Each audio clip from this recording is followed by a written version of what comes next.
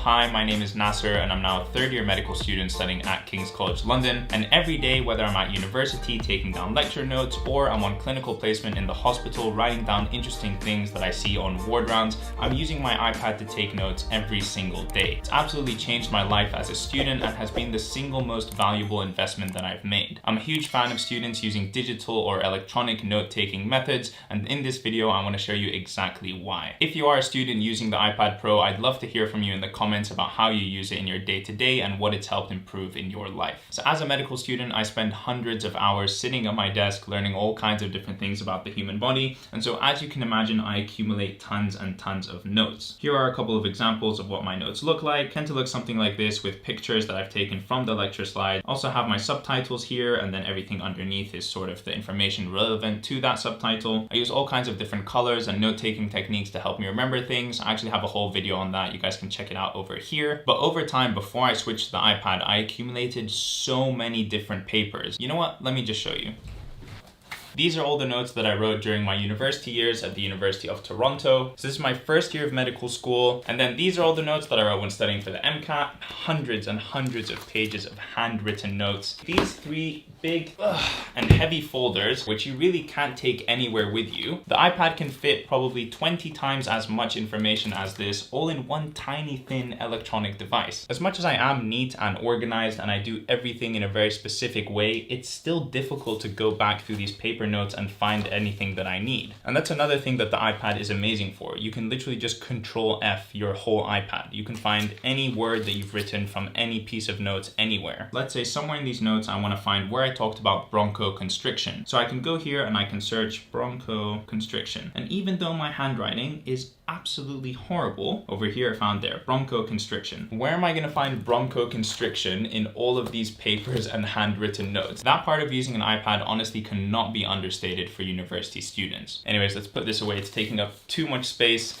And it's heavy. It's so light, you barely even notice it when it's in your bag, and it literally carries 10 times the amount of information that I could put in physical space. All the pens and papers that I used to carry around with me has been simply replaced by this one Apple Pencil. All the colors, thicknesses, highlighters, and pens that I could possibly want at my fingertips in just 1 second. It's just this one simple, extremely thin and light device. Another amazing feature about the iPad is that you can use it as a second screen with your MacBook. With the new iOS and macOS updates, they've made this very, very simple using an application called Sidecar. You just click this one button and it will immediately make your iPad a second screen. I honestly cannot overstate how valuable having a big screen has been for me. It improves my productivity and my efficiency so much. You can have the essay that you're writing open on one screen and then all of the internet research that you're doing on the other. Now I decided to go with the 12.9-inch version of the iPad Pro, and that's because I wanted more screen real estate for when I'm multitasking, you know, having two different apps open at the same time. It's definitely valuable to have more screen real estate in order to write. So the amazing thing about the iPad is, for example, let's take my lectures on cardiovascular disease.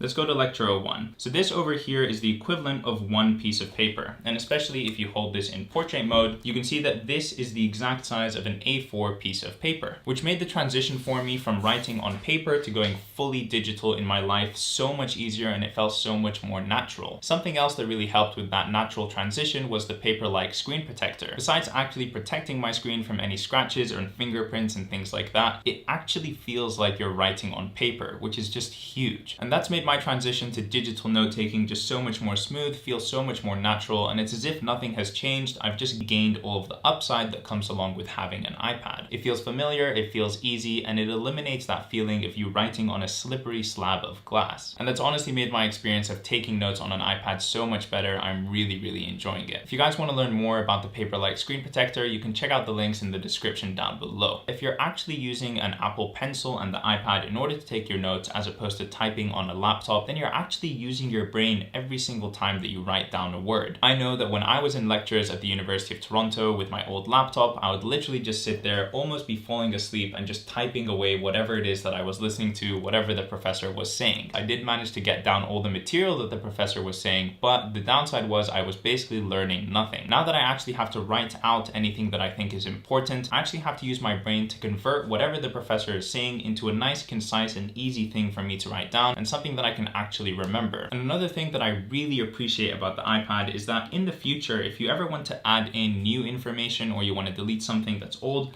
it's just so simple. You can move things around, manipulate things, and just add in new info, which is something that I really hated not being able to do on my paper notes. If I ever had to add something or I forgot something and I now need to just squeeze it in, it was always such a big thing because I was ruining my very neat organization and having to move things around. So this is just a very big point for me. Now we can't talk about the iPad without talking about the apps. So obviously not only do you get this device that's amazing for taking your notes, organizing everything in your life, but you also have the App Store. Now as a medical student, one of the apps that I use the most is C3D for Anatomy, which is an anatomy app that allows you to see the human body in 3D. You can manipulate the body, zoom in, click on different bones, objects, and structures, and learn more about them, and it's just an incredibly useful app. On top of that, obviously there's millions of other apps. I use Quizlet for my flashcards, I use KharmaMedic in order to prepare for my objectively structured clinical exams or OSCEs. You know, there's all kinds of apps that you can use in order to help you study, in order to improve your efficiency while studying. It's not just something that you use to write on and take notes. It has a lot of other benefits as well. Now, one of the biggest advantages of having an iPad is simply the organization and decluttering ability that it grants you. So for example, in this note-taking app called Notability, over here on the left, I have all kinds of different dividers and within them, all kinds of different subjects. As you can see, they're neatly organized by color. And let's open one of them that says Supporting Life. Within Supporting Life, I have all of these different subjects, and each one of these is going to have its own set of lectures, case-based discussions, workshops, etc. And within each of those, you guys can see the notes that I've taken. Lecture 2, Pleural Diseases. We scroll down a bit more, Lecture 3, Hypersensitivity and Asthma. And as you can see, for every single one of these lectures, there's just, look at how much information I can put here. And just the style, the organization and everything, it's just amazing. Another thing with the iPad is you literally have no papers ever. Any document or handout I'm given in my tutorials, I literally take a photo of, send to my iPad, and import directly into Notability. That way I never lose papers, I never crumple papers, and it's literally all in this one little thin device. I mean, I can't say this enough. And then with travel, if you ever want to go on holiday or go home to visit your family, but you have to keep up with a bit of studying, you know, memorizing some flashcards or going over a couple of lectures,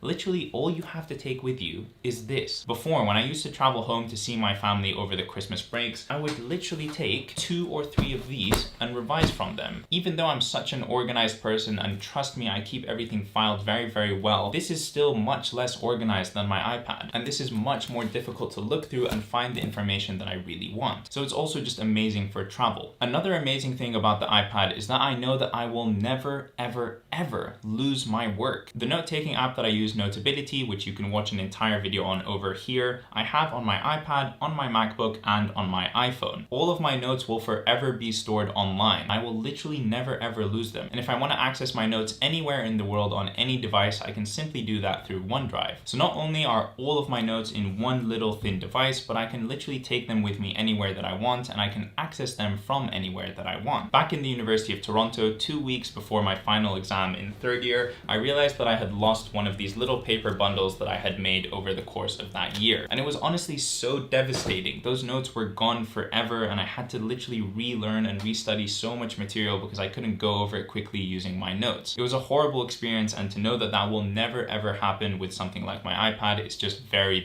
reassuring. And the last thing that I want to say is that the base model of these iPads, the 64GB Wi-Fi version, is honestly enough in my opinion. You don't need data everywhere you go. Wi-Fi is pretty much everywhere, and you can almost always connect to it as a student. And then if you use your iPad mostly for studying, you know, you're not downloading Netflix movies or shows or anything like that, then 64GB is honestly probably going to be enough. And alright guys, I think